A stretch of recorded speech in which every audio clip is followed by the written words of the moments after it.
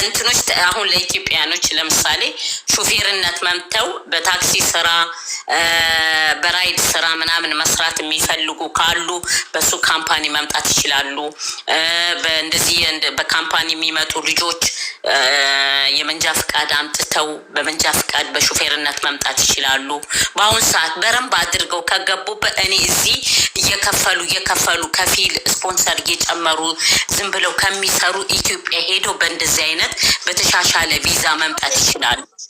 ፕሮፌሽናል አሁን ሄደው በረንብ ያጣሩ ኤጀንሲዎች አሉ ይህን ብቻ የሚሰሩ በህጋዊ መልክ እና ያው ኢንፎርሜሽን ነው የሚፈልጉት የኛ ህዝብ በደላላ ስለሚመጣ ነው። ሲኦሲ በረንብ ተምረው የሚያስፈልገውን አጣርተው በረንብ እንትን ብለው ከመጡ እውነቴን ነው የምልሽ ይሰራል።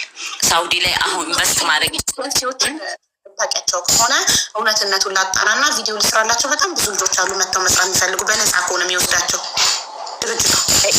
ኢትዮጵያ ላይ ያሉት ምን እንደሚያስከፍሉ ምናምን አላውቅም። እኔ ኢትዮጵያ ላይ ላለው አላውቅም።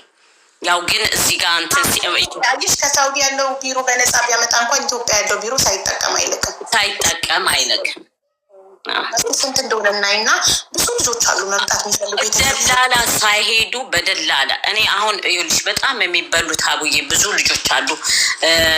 ናዝሬት ላይ ራሱ ብዙ ልጆች እንደዚህ ሲኦሲ የሚማሩበት አካባቢ ትምህርት ቤቶች ልጆች አውርተናል። ምን አሉ መሰለሽ በጣም ደላላዎቹ ወላሂ የማይገባውን ገንዘብ ነው የሚወስዱባት። ምንም እኮ ዋጋ መፍትሄ ላይ ሰጧቸው። ምንም ወስዱ ማምጥቶ ባላሰቃያቸው እዚህ በየቀኑ የምንሰማው ችግር 450,000 ከፍዬ ይህን ያህል ከፍዬ መጥቼ ይኸው ተራብኩ፣ ይኸው ተቸገርኩ፣ ይኸው ተደበደብኩ፣ ይኸው ተደፈርኩ፣ ይኸው እንዲሆንኩ አይደል እንደምንሰማው በየቀኑ ስቃይ። መዳም ደበደበችኝ፣ ያለ ደሞዝ አገተችኝ፣ በር ቆለፈችብኝ፣ እንዲያደረገችኝ እኮ ነው።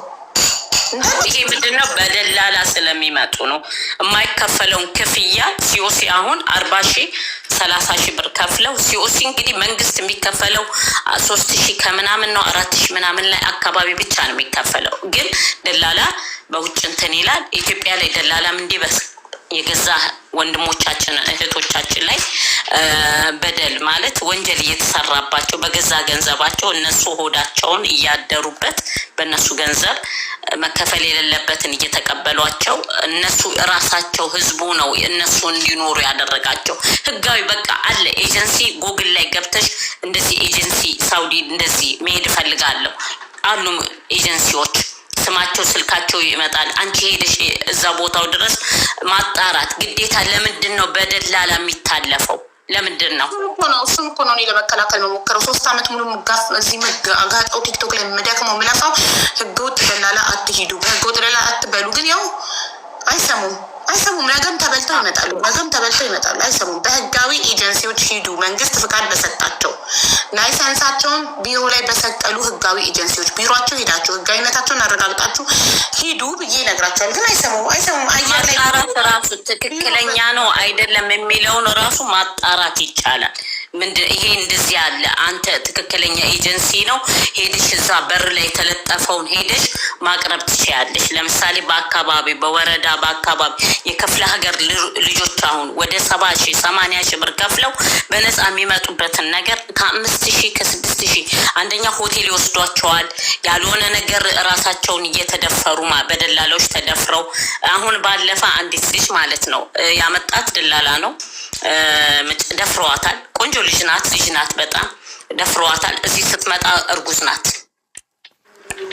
ምንድነው ስላት አላገባችም። እንደዚህ አስክረው ምናምን ነው አሽትተው የሚደፍሯቸው እና ይህን ህገ ወጡን እንትን እኛው ራሳችን ህዝባችን መንቃት አለበት። የሌላው አገር ነቅቷል። ኬንያው ሲመጡ አሁን ስታያቸው ፕሮፌሽናል ናቸው። ነገራቸው ከመጀመሪያው ከአገራቸው ጀምሮ እዚህ እስካሉ ድረስ በጣም በህግ እንትን ይላሉ እና እኛ ደላሎችም በገዛ ገንዘባችን ባናጠቅባቸው ትክክለኛው መረጃ ይዘን ሄደን ኤጀንሲ ጋር ብንመጣ ሰዎችን ተከትለን አምነን ህይወታችንን ባነመሰቃቀለው ደስ ይለኛል እና ህዝባችን ላይ ነው ማንቃት። አቡዬ አንቺ እኮ ብዙውን አንቅተሻቸዋል። ተመስገን። እሱማ በ3 ዓመት ውስጥ ብዙ ለውጥ አይቻለሁ። የጠበቅኩትን ያህል አይደለም ለውጡ። ስቲል የሚበላ ሰው አለ። የሚበላ ሰው የማናይበት ጊዜ ይምጣ ነው የምለው። አሁን ኤፍሬም ይደውል እናትየው ጋር እንዴ፣ ደውልን ማዘር ጋር እንዴ አዎ ይደወልላቸውና እንደምንም ብለው ኮፒ ካላቸው ቦርሳ ውስጥ ኢትዮጵያ ይፈልጉ የሆነ ብቻ የፓስፖርቷን የሆነ ቁጥሯን እንፈልጋለን። አዎ ደውልስ እና ማዘር እንንገራቸው። እሺ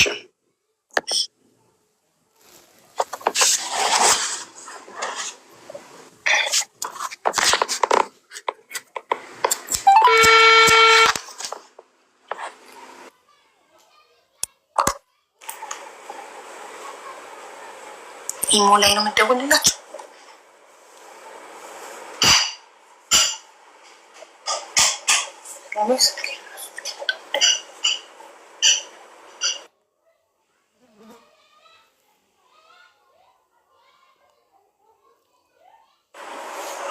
ሚውት ነክ ኤፍሬም።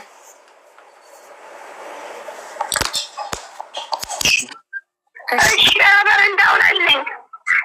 ሰላም ማዘር እንዴት ኖት? አልሐምዱሊላህ። እንዴት ነሽ? ወዲሽ ዋቡዬ የኔ ማር ደህና ነኝ ማቴ። አንቺ ጋር ከተገናኘሁኝ አንቺ የጉዳዩ በጣም ከፍል አልያዘኝ። ወደ መንቀጥቀጥ ነው፣ ጅስም የመንቀጥቀጥ ነው። አየኋት ልጄን እኮ አሳየሽኝ እኮ ልጄን። ደወለች ልጁ ታድሽናል። አየኋት እኮ ያደገራት ጋራ ደወለችለት። አሎ ለአርለም በእሱ አየኋት በቲክቶክ ነው የምትለኝ። ላውዲ ላርጋት ደግ። እሺ እሺ ማዘርዬ፣ ማዘር ደውልልኝ። ፓስፖርት ስልክ ነው። ፓስፖርት ቁጥሯን ንገርልኝ ኤፍሬም። ፓስፖርት ቁጥሯን ፈልጌ ነበር። ቆይ አንድ ጊዜ መልሼ ልደውልልሽ። ዝጋውና ደውልልኝና የፖስተሽውን ነው አሁን ገባኝ። መጀመሪያም አየኋት እኮ ልጄን ሲሉ በቪዲዮ አይታ የደወለችላቸው መሰለኝ ልጅ ባፋማ።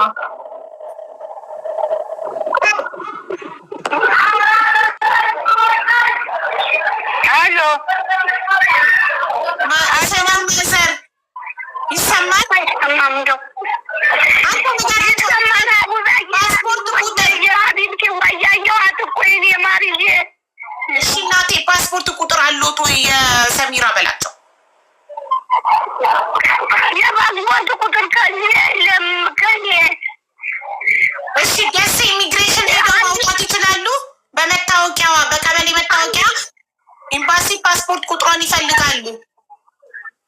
እሺ አዲስ አበባ ሄዳለሁ፣ ችግር የለም። ወይም በእህት ወኪል ሊሆን እንደሆነ እህቶች አውጡላት። ደሴ ኢሚግሬሽን የለም አሉ የአባቷ ልጆች ያወጡላታል። እኔ ደግሞ ስራ ህጅ ካልሽኝ እሄዳለሁ፣ ግድ የለም። አይ ችግር የለም አልልም፣ እሄዳለሁ። የአክስቶቿ ልጆች የሚችሉ ከሆነ የሚቻል ከሆነ ከደሴ ኢሚግሬሽን የአክስቶቿ ልጆች ያውጡላት። የአባቷ ልጆች አዲስ አበባ አሉ ነው የምትልሽ? ይችላሉ ማውጣት። አላቅም እንዴት እንደሆነ። የሚቻል ከሆነ እሷ ትሞክር ነው የምትለው። እሷ ሪከርድ የምታደረግለት ናኒ ማለት ነው፣ የአባቷ ልጅ ነች። እሺ በጣም ጥሩ። ስለዚህ ናኒ ትሞክርና የሚቻል ከሆነ አይቻልም ከተባለ ማዘር ደሴ ኢሚግሬሽን ሄደው ያወጣሉ ፓስፖርት ቁጥሯን። ቁጥሩ ብቻ ነው የሚፈለገው።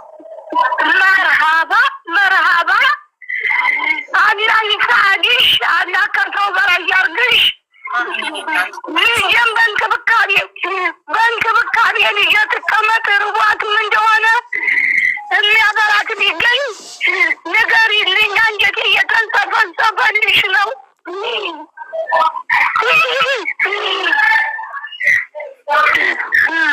አትሰጣጥም ይርባታል። የፍሬም ጉይ ጀና አንተ ሄደህ ብታያት እሷ ምግብ ብትሰድላቸው ወይ ታገር ናቸው አሉ።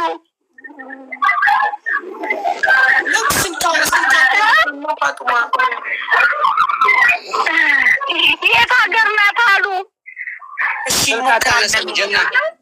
ችግር የለውም። እሺ እንልክላታለን በላቸው። ስልክ አታነሳም ጀና።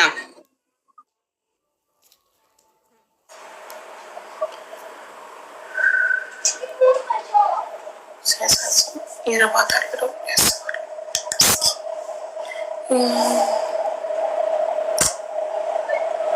እንዳይጨነቁ ዝም ብለን እሺ እንበላቸውና የአቅማችንን ሁሉ እናደርጋለን። እኔ ምን አባቴ ላድርግ? በአማርኛ ቪዲዮ ሰራው፣ በአረብኛ ቪዲዮ ሰራው። እንደው ምን አባቴ ላድርግ? በጣም ነው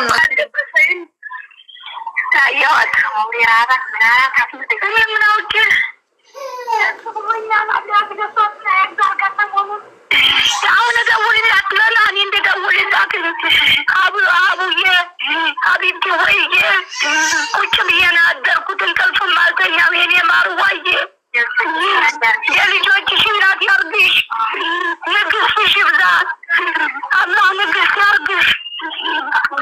የፍሬም እየሰማኝ ነው። ትመጣለች በቅርቡ። ከሰው በላይ ያርግሽ። እሱ የአከራሽን ያሳምርልሽ በልልኝ። ልጄን አሳየኝ። ወንድ ነሽ፣ ወንድ 9 ወንድ 10 ወንድ መሀልሽ ጀግና፣ ለአላህ ያደርሽ፣ ለፈጣሪሽ ያደርሽ።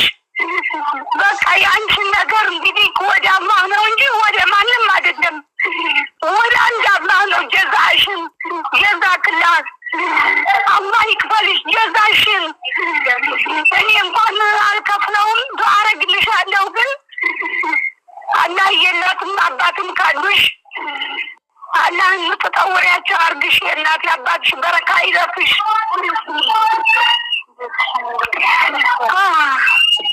የአንቺ ነገር ኧረ ችግር የለም።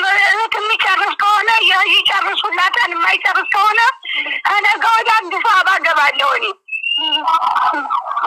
መጀመሪያ አዲስ አበባ ድረስ ከመሄዶት በፊት መጀመሪያ ደሴ ኢሚግሬሽን ይሞከርና ደሴ ኢሚግሬሽን ካልተሳካ ነው አዲስ አበባ የሚኬደው። ስለዚህ መጀመሪያ ደሴ ኢሚግሬሽን አለ አይደለ? ኤፍሬም አጣራ፣ ኤፍሬም አጣራ አለው። አዎ ደሴ ኢሚግሬሽን አለ። ስለዚህ ደሴ ኢሚግሬሽን አንዳቸው ይሄዱና ካልተሳካ ግዴታ እናት መምጣት አለባት ከተባለ እርሱ ይሄዳሉ። መጀመሪያ አዲስ አበባ የምትችል ከሆነ ትሞክርና እህቷ ካልቻለች ናኒ ትሞክር። አዲስ አበባ ናት ናኒ ትሞክር። ካልቻለች እናቷ ደሴ ትሄዳለች። ነገም ሆነ ከነገ ወዲያ። መጀመሪያ ነገ ናኒ ትሞክር አዲስ አበባ። እኔ ለእህትሽ